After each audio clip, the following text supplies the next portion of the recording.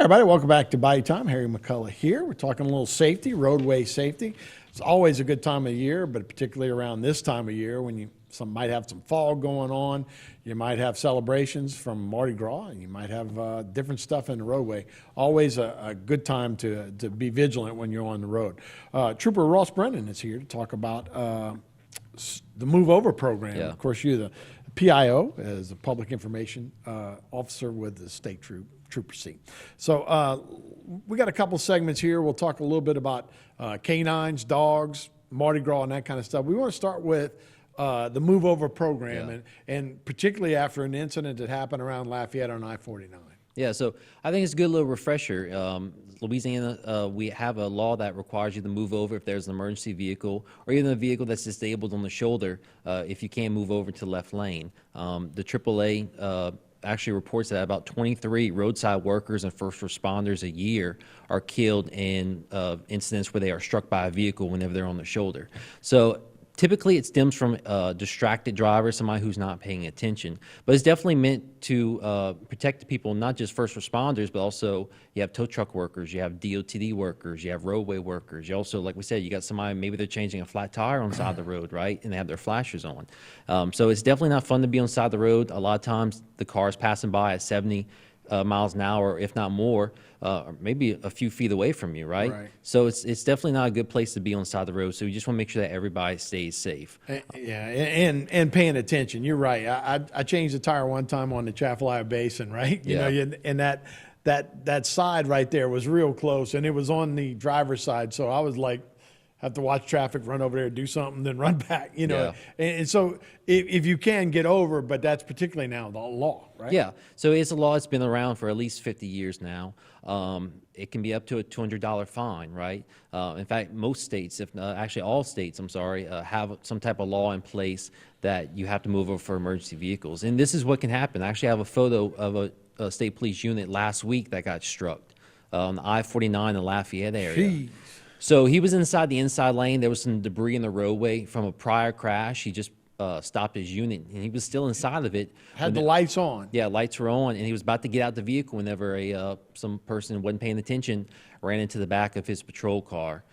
Thankfully, it was just minor injuries in that crash, but it totally could have been a lot more serious if he was maybe in front of that vehicle or even standing on the side of it. And so that's an example with first responders, but like we said, it can be anybody on the side of the road. So some things that you should do is first pay attention when you're driving down the roadway, right? That's your best defense, not only just for people on the side of the road, maybe on the shoulder, but also potential hazards in the roadway. Be vigilant, look for those hazards. And let's say you're on Highway 90 and you're coming up to something on the shoulder with their strobes on or flashers. First thing to do is slow that speed down. What we recommend is probably about 10 to 20 miles an hour below whatever that posted speed limit is. If you read the law, it requires you to slow down to a safe and reasonable speed. If you can move over into the adjacent lane, so if that person's on the shoulder or maybe if they're on the inside median area, if you can move into the opposite lane and it's safe to do so, that's also part of the law. Now, we don't want you to go out there and cause another crash to happen because you're panicking, trying to switch lanes. But if you can move over, move over. If you cannot move over, just maintain that speed at a slowed speed and be able to get through that area safely. Is there a rule for when you pull a car over, right? And you're both on the side of the road? How far can you get over as far as possible, I'd imagine, right? Yeah.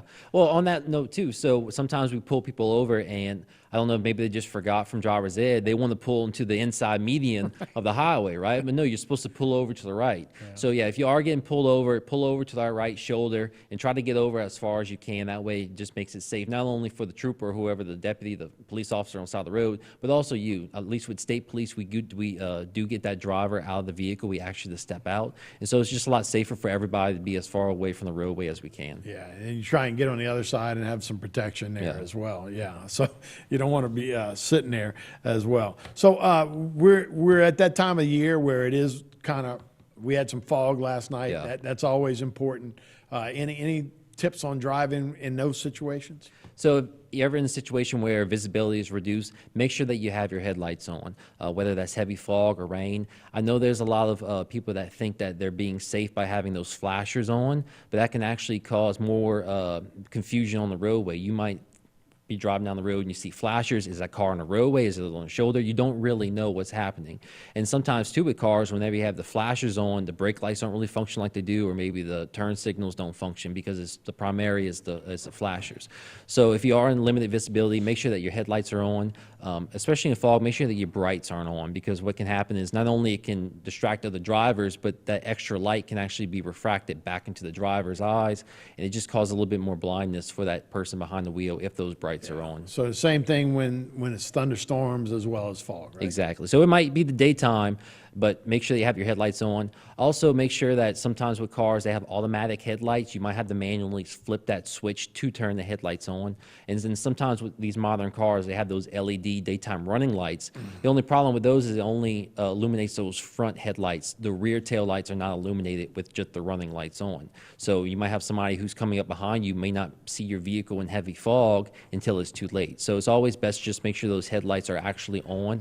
As opposed to just foggy. being on automatic. Exactly. Well, I mean, they should. They should be, but you never But it might know. not, right? Yeah. Especially if it's light, even though it's kind of foggy. That's interesting. Do we have any roadways like the Causeway where y'all have to, ferry people across where you do a convoy? Do we have anything like Not that? anything around here. Not anything around here. You do find going more down the bayou where the roads are parallel to Bayou Lafourche. It does have some heavy fog in that area, but we never had to convoy anybody across anything. Yeah, particularly about animal control and dealing with dogs and kids and dogs. Right? Yeah. So last week, Lafourche Parish Sheriff's Office and our department, we actually partnered together to provide some type of dog safety tips to the students of Cypress Grove Montessori School at the Bayou Country Children's Museum. So they're actually there on a field trip. And while it was fun, it also, again, served that educational purpose. So we talked to them about what they should do if an aggressive dog approaches them. Also, a stranger's dog, you might not, it might look like a cute fuzzy dog, but you don't really know how that stranger's dog will react. Also about police and working dogs. They have a job to do. So if you see somebody, maybe a disabled person with a canine inside of a store, I know the first instinct for a kid is to go up and go pet it, but again, it's working. So ask first before you go up to that animal there.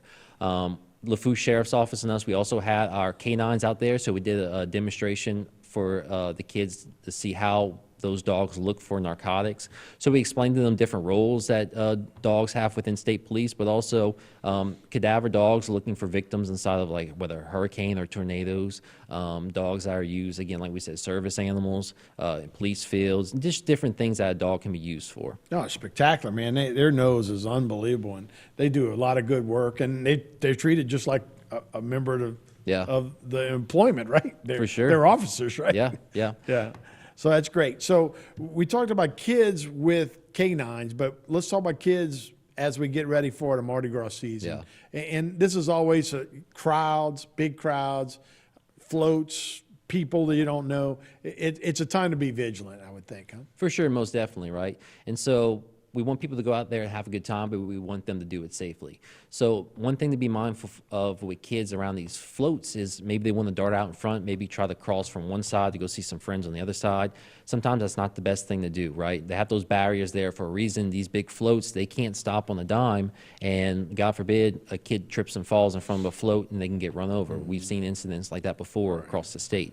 Another thing too is that these large crowds, you might have a situation where a child is maybe lost from their parents. So it's probably a good idea to maybe put on a card or something, your name, your phone number. That way, if your child does get lost, we're able to contact them. Also instruct your child if they do take it and get separated from you, try to identify some type of police officer on the route and go up to them and say, hey, I'm lost. Can you get some help from me? Whatever it might be, right? And now that you have that card, it's a whole lot more easier to be able to locate those parents or guardians. Yeah, or pin something on them. Yeah. But, it's so easy nowadays to get lost in a crowd like that.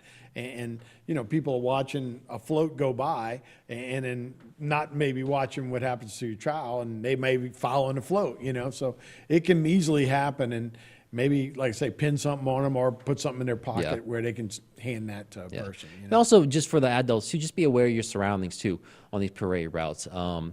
Just be mindful of maybe putting yourself in a situation that might not be favorable, as far as maybe setting your purse down or other valuables down and losing track of that. And next thing you know, somebody takes advantage of the situation and steals your items, right? So it's always good just to kind of keep those close, valuable items, whether it's a wallet, maybe putting in your front pocket. That way it's not in your rear. I don't know if pickpocketing is really big down here, but maybe if you go out to New Orleans area or some larger parades, whatever it might be, right? Sure. Just keep your personal information and personal cards more than anything a little bit closer to In you your that way. front pocket for sure. Yeah. So as we get ready for Mardi Gras, what's it like for troopers? What do they have y'all doing? I know that New Orleans was bringing in a lot of people, trying to recruit people to come work on Mardi Gras Day and all that. Are you guys involved in that at all? We are. So what we have is we have a unit called the Mobile Field Force. They handle everything from hurricane response to riot control, but also they provide security in New Orleans, not just for Mardi Gras, but also big events. So a lot of those guys from all across the state, they're going to go down to New Orleans to provide extra security. Louisiana, or at least in Houma down here, we don't really have the big crowds like they do in New Orleans, but we do have troopers that are along the parade route. Some of them you might not even realize are troopers. They might be plain clothes, but we do have officers in our area here that also supplement the sheriffs and police departments. I got you. So that's a big part of it. Plain clothes. So what are you looking for tactically? Tactically, they're just dressed like everybody else, right? So you might have a situation where somebody maybe brings a weapon or whatever. You know, we're talking about worst case scenario type stuff, right? Sure. But it's just undercover police officers in the sense, just within the crowd, as in addition to uniformed police officers. That's interesting. I did not know that was happening. I'll have to put my weapons away. I'm just kidding. So, it's not something you should joke about. So we're expecting probably bigger crowds this year, right? Like I say, we've had a couple of year run here of different things. Yeah. We're probably expecting big crowds this year. Probably so, and we actually get a lot of people that come from the New Orleans area to our parades down here. Maybe they don't want to deal with what's going on over there, so they feel our area is a little bit more family friendly. So we do have a large influx of people that come down here. And like I said, between COVID and hurricanes and things like that, hopefully this year it starts turning around, not just for the area, but also local businesses, tourism, things such as that.